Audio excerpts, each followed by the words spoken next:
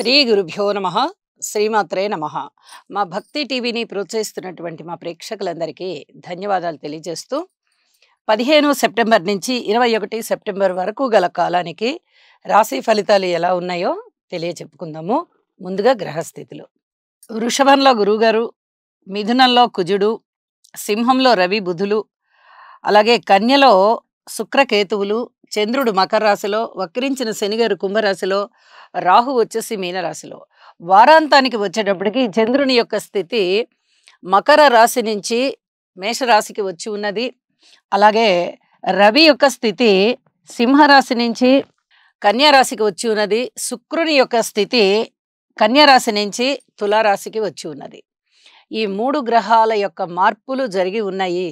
ఇక గ్రహాల యొక్క దృష్టుల విషయానికి వస్తే గురువుగారి యొక్క పంచమ దృష్టి శుక్రకేతువుల మీద పడుతూ వారాంతానికి రవికేతువుల మీదకి ప్రసరిస్తూ ఉన్నది. అయితే అడ్మినిస్ట్రేషన్ పవర్ అనేది చాలా చాలా బాగుంటుంది. ఆధ్యాత్మికత ప్రజలలో బాగా పరిఢవిల్లుతుంది. ఇలా అనేక రకాలైన మంచి మార్పులు ఉంటాయి. అలాగే ఇక్కడ శుక్రాచార్యుల మీద దృష్టి కూడా అలాంటిదే. ఆదాయానికి ఇబ్బంది ఉండదు, ఆరోగ్యానికి ఇబ్బంది ఉండదు, చక్కటి ఆలోచనలకు ఇబ్బంది ఉండదు. ఇలాగా ఇక్కడ కూడా చాలా మంచి మార్పుల్నే ఇస్తూ ఉన్నది. ఇక శనిగారి యొక్క దృష్టి రవి బుధుల మీద ప్రసరిస్తూ కొంచెం రాజకీయంగానూ ఇబ్బంది కలగజేస్తోంది. అలాగే అనారోగ్య సమస్యల్ని కూడా సూచిస్తోంది. ఇటువంటి పరిస్థితి కనిపిస్తూ ఉన్నది. ఇక శనిగారి యొక్క దృష్టి ఒక బుధుడి మీద మాత్రమే సంచరిస్తూ ఉంది వారాంతంలోకి వచ్చేటప్పటికి. మరి ఇక్కడ ఎలాంటి ప్రాబ్లమ్స్ ఏమన్నా ఉంటాయా అంటే మెడికల్ పరంగా చిన్నపాటి ఇబ్బందులు కనిపిస్తూ ఉన్నప్పటికీ మెడిసిన్స్ పరంగా ఈ అనారోగ్యం విషయంలో మటుకు ఇంకా కొంచెం అనారోగ్యం వెన్నాడుతూ ఉంటుంది. ఇవే గ్రహ స్థితులు జన్మజాతకాలలో ఉన్నవారికి ఇలాంటి ఇబ్బందికరమైన లక్షణాలు ఉండడానికి అవకాశం ఉంది తప్ప ప్రతి వారికి ఉంటాయి అని చెప్పడానికి లేదు. గోచారంలో ప్రతి మనిషికి ఫలితాలు కనిపించవు. ఎవరెవరి జన్మజాతక రీత్యా గ్రహస్థితులు ఏ విధంగా ఉంటాయో అవి గోచార రీత్యా అనుసంధానింపబడినప్పుడు అంటే ఒక్కటైనప్పుడు మాత్రమే ఆ మంచి లక్షణాలైనా చెడు లక్షణాలైనా ఉంటాయి అని చెప్పి దానికి తగిన ఫలితాలు ఉంటాయి అని చెప్పి తెలియజేస్తూ, అయితే ఈ గ్రహ సమ్మేళనాల సంగతి ఇలా ఉంచితే గ్రహాల దృష్టుల విషయంలో మనము గురువుగారికి చెప్పుకున్నాము, శనిగారికి చెప్పుకున్నాము. అలాగే కుజునికి కూడా ఇక్కడ 4వ దృష్టి ఉన్నది కాబట్టి కుజుడు నీచ శుక్రుణ్ణి చూస్తున్నారు. నీచలో ఉన్నటువంటి శుక్రుడితో కలిసి ఉన్న కేతువుని చూస్తున్నారు. ఇది చాలా జాగ్రత్తగా ఉండవలసినటువంటి విషయం. నిజానికి వారాంతంలోకి వచ్చేటప్పటికి శుక్రుని యొక్క స్థితి నీచ నుంచి స్వస్థానంలోకి వెళ్ళిపోతుంది. కాబట్టి భయపడాల్సిందైతే లేదు. కానీ ఈ కుజుని దృష్టి ఇంకా 4వ దృష్టి పడుతోంది కదా.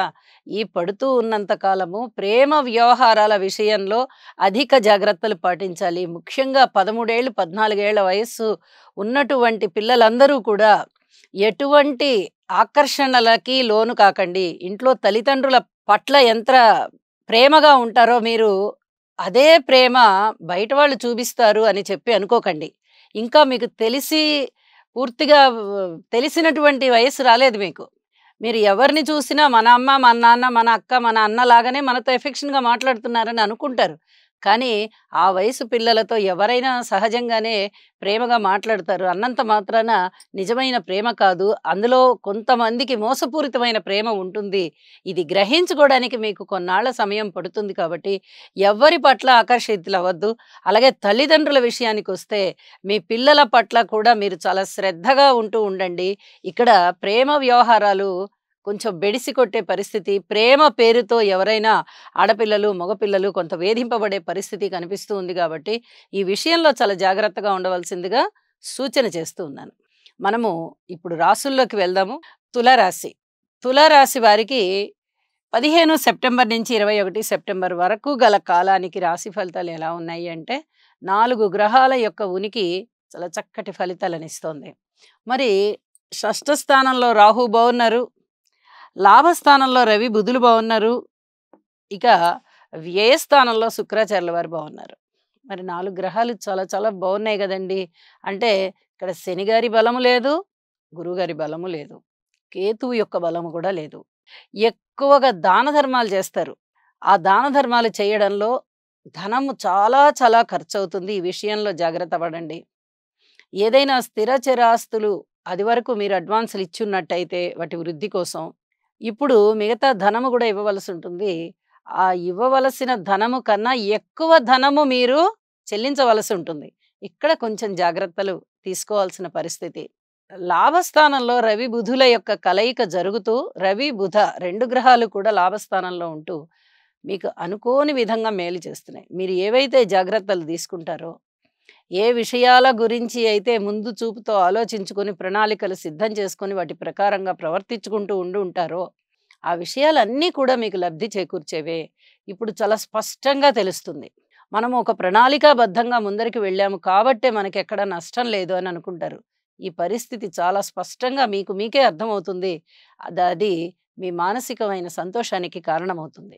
రాహు గారి యొక్క స్థితి కూడా చాలా బాగున్న కారణం చేత ధనానికి ఇబ్బంది లేకుండా, రుణాలు తీర్చడానికి గానీ లేదా ఎవరికైనా ఇవ్వడానికి గానీ ఇబ్బంది లేకుండా చక్కగా మీరు ముందు అడుగు వేస్తారు. సంతానం పట్ల ఓర్పు కలిగి ఉండండి. మాతృవర్గరీత్యా ఓర్పు కలిగి ఉండండి. మాతృవర్గరీత్యా చాలా చాలా మేలు జరుగుతోంది. అయినప్పటికీ మీరు కూడా కొంత సేవలు చేయడము, తల్లిదండ్రుల్ని మెప్పించడము ఇట్లాంటివి ప్రయత్నపూర్వకంగా చేయండి. అన్నదమ్ముల యొక్క సహాయ సహకారాలు అంత ఎక్కువగా లేవు, ఏదో నామాత్రంగా ఉన్నాయి. కుటుంబంలో ఐకమత్యం బాగుంది, మీ మాటకి విలువ బాగుంది. వారాంతంలో ఇంకా ఇంకా సన్మాన సత్కారాలు ఉంటాయి, అభివృద్ధి ఉంటుంది, ఐకమత్యం ఉంటుంది. స్థిరచరాస్తుల వృద్ధి వల్ల మీకు చాలా చక్కటి తృప్తి కలుగుతుంది. స్త్రీలు బాగున్నారు, విద్యార్థులు బాగున్నారు. అనేక విధాలుగా మీకు సంతృప్తి కలిగించే కాలం అని చెప్పచ్చు. అలాగే కార్మికులు, కర్షకులు, నేత పనివారు, చేతి వృత్తుల వారు కొంచెం శారీరక కష్టానికి ఎక్కువగా గురి కాబడుతున్నారు. రాజకీయంగా కూడా అంత ఎదుగుదల ఏమీ కనిపించడం లేదు. ఓర్పు కలిగి ఉండండి. ఉద్యోగస్తుల విషయంలో కూడా ఓర్పు కలిగే ఉండండి. ఓర్పుతో ఉన్నందువల్ల అతి శీఘ్రంగా మీకు మంచి సత్ఫలితాలు వస్తాయి. నోటి మాట పూర్వకంగా మీరు ఏదైనా బయట పెట్టారంటే ఆ అభిప్రాయాలే ఎదుటి వాళ్ళలో నిలిచిపోతాయి. కాబట్టి ఏమీ మాట్లాడొద్దు. వారాంతంలోకి వచ్చేటప్పటికి రాశిలోకి వచ్చినటువంటి శుక్రాచార్యుల వారి వల్ల చాలా చాలా మేలు కలుగుతోంది. వ్యాపార వ్యవహారాలు బాగున్నాయి. భార్యాభర్తల మధ్య అన్యోన్యత బాగుంటుంది. మృష్టాన్న భోజనాలు చేస్తారు. విందు వినోద కాలక్షేపాలు చేస్తారు. సత్కీర్తి, ధనానికి లోటు లేకపోవడం, స్నేహితులు, చిన్నప్పటి స్నేహితులు కలుసుకుంటారు. అలాగే ఇప్పుడున్న స్నేహితుల వల్ల కూడా చాలా చాలా ఆనందం కలుగుతుంది. నా స్నేహితులు నాకు చక్కటి చేయూతనిస్తున్నారు అని చెప్పి ఆనందపడతారు. ఇత్యాదివన్నీ కూడా చాలా బాగున్నాయి. అయితే రవిగారి యొక్క స్థితి ఎప్పుడైతే వ్యయస్థానంలోకి వచ్చేసిందో ఇక్కడ అనేక రకాల జాగ్రత్తలే తీసుకోవాలి మీరు. సప్తమంలోకి వచ్చినటువంటి చంద్రగ్రహం వల్ల సామాజికంగా చక్కటి అనుకూలతలు కనిపిస్తున్నాయి, ఐకమత్యం కనిపిస్తోంది.